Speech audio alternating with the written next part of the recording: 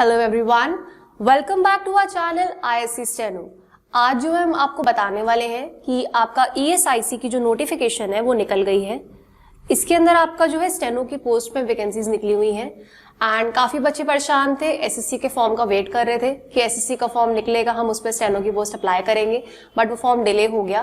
तो मेरा सजेशन ये है कि आप लोग जो है ये वाला फॉर्म अप्लाई कर दीजिए, बिकॉज सिलेबस इसमें सेम है। जो SSC का सिलेबस था आपका इंग्लिश, CS, रीजनिंग का था, सेम इसमें भी सेम ही है। ठीक है, तो आप ये वाला फॉर्म भर दो ताकि आपकी जो प्रैक्टिस है वो कंटिन्यूटी में रहे। ये एग्जाम जरूर दे के आना, इससे क्या होगा, एक तरीके का मॉक एग्जाम आपका हो जाएगा और क्या पता इसमें ही निकल जाए, कुछ पता थोड़ी होता है किस चीज का। तो अभी जो हम डिटेल डिस्कशन स्टार्ट कर रहे हैं इसके बारे में, आइए देखते हैं। अब यहाँ पे जो है आपका लिखा हुआ है कि रिक्रूटमेंट जो है निकली हुई है आपकी UDC के लिए भी है, आप UDC में भी अप्लाई कर सकते हो। आपका स्टेनोग्राफर की पोस्ट भी है और MTS की पोस्ट भी है।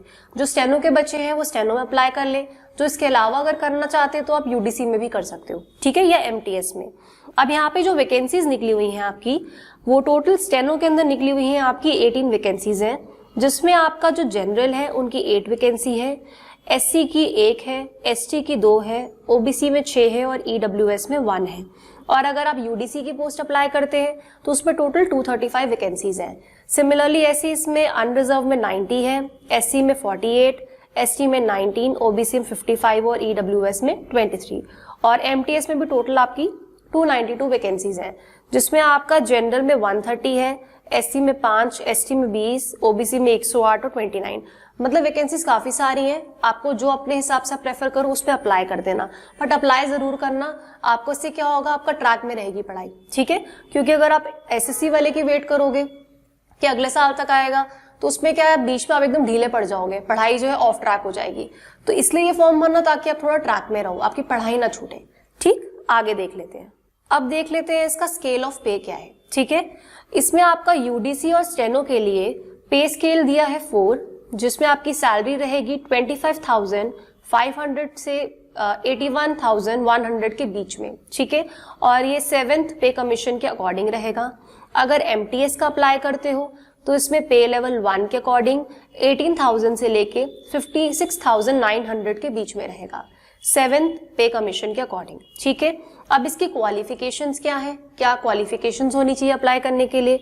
अगर UDC की पोस्ट अप्लाई कर रहे हो तो आपसे ये ग्रेजुएशन की डिग्री मांग रहे हैं, लिखा हुआ है डिग्री ऑफ रिकॉग्नाइज्ड यूनिवर्सिटी और इक्विवेलेंट, ग्रेजुएशन या उसके इक्वल मांग रहे हैं, ठीक है। और बोल रहे हैं working knowledge of computer including office use and database, मतलब अगर आपको कंप्यूटर की नॉलेज है, जैसे आपका MS ऑफिस हो गया, MS वर्ड हो गया, ये सब होना बेटर रहेगा, ठीक है। तो इसका भी थोड़ा सा स्टार्ट कर लेना अगर आपको बिल्कुल आइडिया नहीं है तो। इसके बाद आपका है स्टेनो के लिए। स्टेनो के लिए आपका मांग रहे हैं 12th क्लास पास मांग रहे हैं, मतलब 12वीं का सर्टिफिकेट चाहिए, 12वीं पास होने चाहिए स्टेनो की पोस्ट को अप्लाई करने के लिए। उसके बाद स्किल टेस्ट का बता दिया है कि आपका जो है ये 80 वर्ड पर मिनट है, यानी 800 वर्ड्स का पैसेज मिलेगा, जिसे आपको 10 मिनट में जो है लिखना है। कितने की स्पीड पे, 80 वर्ड पर मिनट की स्पीड पे। ट्रांसक्रिप्शन का जो टाइम है आपका वो रहेगा 50 मिनट इंग्लिश में। अगर आप इंग्लिश स्टेनो से हो तो आपको 50 मिनट मिलेंगे, और अगर आप हिंदी में लिख रहे हो तो आपको 65 मिनट्स मिलेंगे। आई होप यहाँ तक आपको क्लियर है चीजें। कंप्यूटर्स पे रहेगा टोटली। MTS जो है आपका, इसमें मैट्रिकुलेशन मांगी, यानी 10वीं पास मांग रहे हैं, ठीक है। इसके बाद देख लेते हैं एज लिमिट क्या है।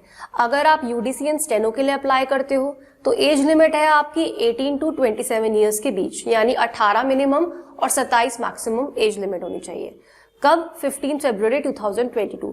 अच्छा, एक और इम्पॉर्टेंट इन्फॉर्मेशन, ये फॉर्म की क्लोजिंग डेट जो है आपकी 15 फेब है। फॉर्म स्टार्ट आपका 15 जान को होगा, अभी थोड़े दिन है इसमें। हम आपको थोड़े दिन, मतलब 15 जान को ही रिमाइंडर एक डाल देंगे हमारे टेलीग्राम ग्रुप पे कि फॉर्म्स निकल गए, आप लोग भर लो, क्योंकि अभी बीच में गैप ऐसा ना हो कि आप लोग भूल जाओ। तो आप एक काम करना, आप टेलीग्राम ग्रुप पे हमें ऐड कर लो, मैंने यहाँ लिख दिया है, ISC स्टेनो के नेम से है। यहाँ पे नोटिफिकेशन हम लोग डाल देंगे, एक रिमाइंडर डाल देंगे कि जो फॉर्म्स है निकल गए, आप लोग भर दो, ठीक है। तो आप एक ग्रुप में ऐड कर लेना, टेलीग्राम ग्रुप है ये।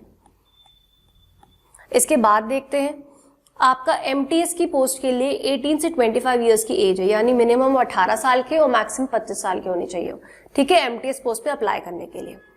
फिर उसके बाद जो है रिलैक्सेशंस दी गई हैं। अगर आप SC ST से हैं तो 5 ईयर की रिलैक्सेशन है, OBC से हैं तो 3 साल की है, पीडब्ल्यूडी से है तो आपका यूआर में 10 इयर्स, ओबीसी में 13 है, SC ST 15 दिया हुआ सारा डिटेल में। पीडीएफ हम लोग अटैच कर देंगे आपका वीडियो के नीचे लिंक के अंदर, और टेलीग्राम पे भी हमने डाल दिया ही है, आप वहां से डिटेल में ले सकते हो। एक्स सर्विसमैन के लिए भी यहाँ पे दिया हुआ है सारा, आप बाकी जो है डिटेल में देख लेना। अब देख लेते हैं आपकी एप्लीकेशन फी कितनी लगेगी। एप्लीकेशन फी में आपका दिया हुआ है कि अगर आप SC ST PWD या डिपार्टमेंटल कैंडिडेट है या फीमेल या एक्स सर्विसमैन है तो आपको 250 रुपीज जो है जमा कराने पड़ेंगे। और ये फॉर्म कंप्लीटली ऑनलाइन है, ऑफलाइन नहीं है, तो सारा काम ऑनलाइन मोड पे ही होगा, ऑफलाइन कोई फॉर्म नहीं भरे जाएंगे, ठीक है। और अगर इसके अलावा कोई कैटेगरी है तो आपको 500 रुपीज पे करने पड़ेंगे इस फॉर्म के लिए, राइट। अब देख लेते हैं इसका scheme of examination. Scheme of examination आपका अपर डिविजनल क्लर्क यानी यूडीसी के लिए जो है, इसमें आपका सिलेबस जो है 2 पार्ट में डिवाइडेड है, एक प्री है, मेन है, फिर आपका कंप्यूटर स्किल टेस्ट है। सबसे पहले देखो प्री में आपका क्या हो रहा है, इसमें आपसे मांग रहे हैं जनरल इंटेलिजेंस एंड रीजनिंग यानी रीजनिंग जो आप करते हैं वो रहेगी। नंबर ऑफ क्वेश्चन उसे 25 रहेंगे और टोटल मार्क 50 यानी 2 नंबर का एक क्वेश्चन होगा। फिर आपका जनरल अवेयरनेस यानी जीके, सेम 25 क्वेश्चन 50 मार्क यानी वही 2 नंबर का क्वेश्चन। फिर क्वांटिटेटिव एप्टीट्यूड ये भी 25 नंबर का और इंग्लिश भी आपकी 25 की। टोटल क्या है, ये 200 नंबर का पेपर रहेगा आपका, ठीक है। हिंदी इंग्लिश दोनों वर्जन में मिलेगा, खाली इंग्लिश का इंग्लिश में रहेगा, उसको हिंदी में नहीं करेंगे, ठीक। उसके बाद बताया हुआ है यहाँ पे कि नेगेटिव मार्किंग जो है आपकी वो है आपकी 0.25 की, ठीक है। 1/4 ऑफ द मार्क यानी 0.25 नंबर माइनस होंगे अगर आपका क्वेश्चन गलत होता है। सपोज आपने एक गलती करी तो 0.25 नंबर मार्क जो है नेगेटिव हो जाएंगे इसके अंदर। फिर आ रहा है मेन एग्जामिनेशन। मेन एग्जामिनेशन में सेम आपका जनरल इंटेलिजेंस हुई, रीजनिंग है, जीएस है, मैथ्स है और इंग्लिश, टोटल 200 नंबर का है, ठीक है। फिर आपका थर्ड लेवल आ रहा है कंप्यूटर स्किल टेस्ट जो क्वालिफाइंग है नेचर में। इसमें आपको 2 पावर पॉइंट स्लाइड्स बनानी पड़ेंगी, 10 नंबर की आएंगी आपकी, और आपका टाइपिंग मैटर दिया जाएगा MS वर्ड पे फॉर्मेटिंग के साथ, तो 20 नंबर का। और आपको preparation of table of on MS Excel with use of formula ये भी 20 नंबर का। टोटल आपका 50 नंबर का रहेगा और 30 मिनट्स आपको इसमें मिलेंगे, ठीक है। अगला आ रहा है आपका पोस्ट ऑफ स्टेनोग्राफर के लिए सिलेबस क्या है। स्टेनोग्राफर का 2 पार्ट में डिवाइडेड है आपका। पहला जैसे होता है हमेशा प्री और दूसरा होता है मेंस यानी स्किल टेस्ट आपका। जैसे SSC का फॉर्मेट है सेम इसका फॉर्मेट है, इसीलिए इसमें प्लस पॉइंट है, ठीक है। सबसे पहले आपका दिया है इंग्लिश लैंग्वेज, इसमें 100 क्वेश्चंस हैं, 100 नंबर के, और ड्यूरेशन इसमें 70 मिनट के। इस चीज का ध्यान देना, आपको इंग्लिश अटेंड करने के लिए सिर्फ 70 मिनट्स मिलेंगे जिसमें आपको 100 क्वेश्चन सॉल्व करने हैं। उसके बाद आपका रीजनिंग है, रीजनिंग में आपको 50 क्वेश्चंस मिलेंगे और सॉल्व करने के लिए आपको 35 मिनट्स मिलेंगे, इससे ज्यादा नहीं। और जीएस में भी आपका 50 क्वेश्चंस हैं और 25 मिनट मिलेंगे। तो आप टाइम ड्यूरेशन का ध्यान रखना, इतनी ड्यूरेशन में ही आपको सॉल्व करना है। अगर आप लेट हो जाते हो तो वो सबमिट हो जाएगा सेक्शन, ठीक है।